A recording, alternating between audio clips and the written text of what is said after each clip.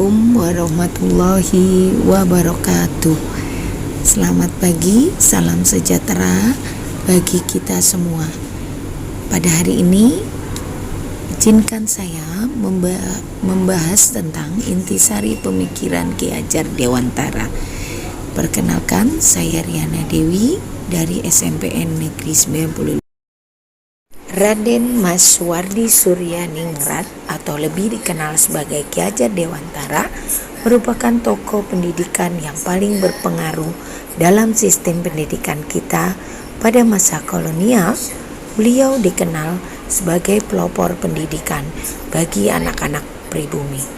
Ki Hajar Dewantara juga seorang penggagas perguruan taman siswa, yaitu sebuah lembaga pendidikan yang sangat populer hingga saat ini. Sebagai pendidik, beliau juga merupakan seorang filsuf yang memiliki pemikiran yang sangat penting bagi dunia pendidikan.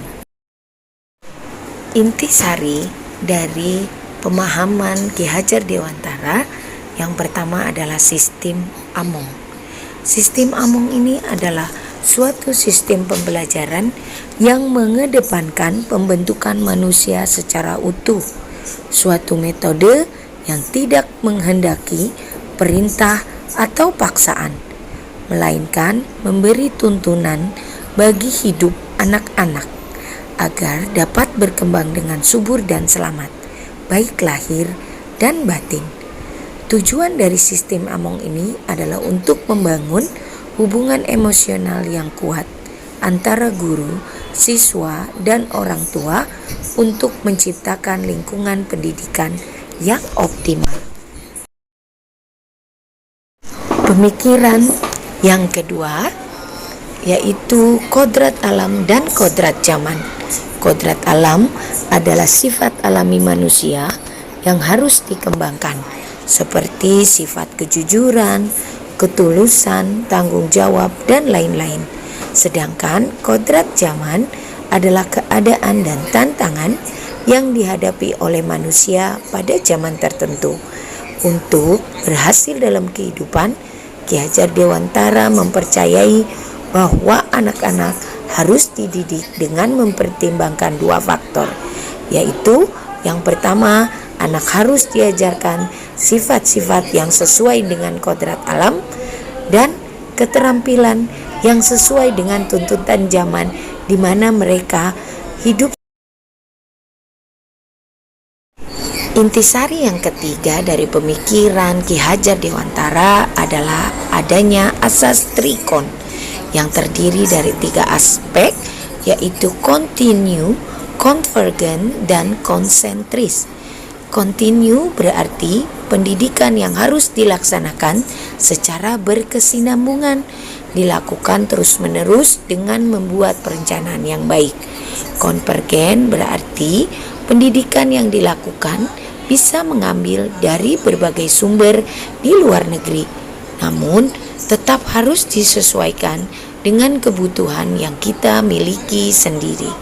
Yang terakhir adalah konsentris, berarti pendidikan yang dilakukan tidak lepas dari kepribadian bangsa kita sendiri. Intisari pemikiran Ki Hajar Dewantara selanjutnya adalah adanya istilah berhamba pada anak. Istilah berhamba mungkin terdengar aneh ketika digunakan dalam konteks pendidikan. Namun pada intinya Ki Hajar Dewantara berbicara tentang pentingnya fokus pada kebutuhan dan kepentingan anak dalam proses pendidikan. Seorang anak atau murid harus menjadi pusat perhatian dalam pendidikan. Pendidikan harus diarahkan pada pelayanan kepada anak, yang artinya bahwa proses pendidikan harus didasarkan pada kebutuhan dan kepentingan anak. Hal ini sesuai dengan pandangan bahwa setiap anak adalah individu yang unik dan berhak mendapatkan pendidikan yang sesuai dengan kebutuhan, bakat, dan gaya belajar mereka masing-masing. Sehingga guru harus memperlakukan muridnya dengan penuh kasih sayang dan memahami kebutuhan mereka secara individual. Pemikiran dari Ki Hajar Dewantara selanjutnya adalah ada tripusat pendidikan. Artinya ada 3 tempat penting yang menjadi pusat pendidikan bagi mereka, yaitu alam keluarga, alam perguruan atau sekolah, dan alam pergerakan pemuda atau masyarakat. Keluarga adalah pusat pendidikan pertama yang penting dalam membentuk karakter anak, sedangkan sekolah bertanggung jawab untuk memberikan pengetahuan dan keterampilan yang dibutuhkan dalam kehidupan. Sedangkan lingkungan masyarakat dijadikan sebagai pusat pendidikan yang terakhir. Tugasnya adalah membentuk karakter anak dan mempersiapkan untuk kehidupan sosialnya.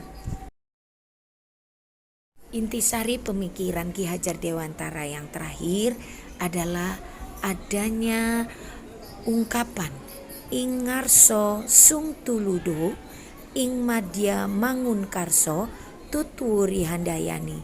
Artinya di depan memberikan contoh, di tengah memberikan dorongan, dan di belakang memberikan dukungan. Ini memiliki arti bahwa seorang pendidik harus menjadi contoh yang baik bagi anak didiknya, memberikan dorongan dan motivasi agar anak didiknya berkembang dengan baik, serta memberikan dukungan yang dibutuhkan agar anak didiknya dapat mencapai kesuksesan.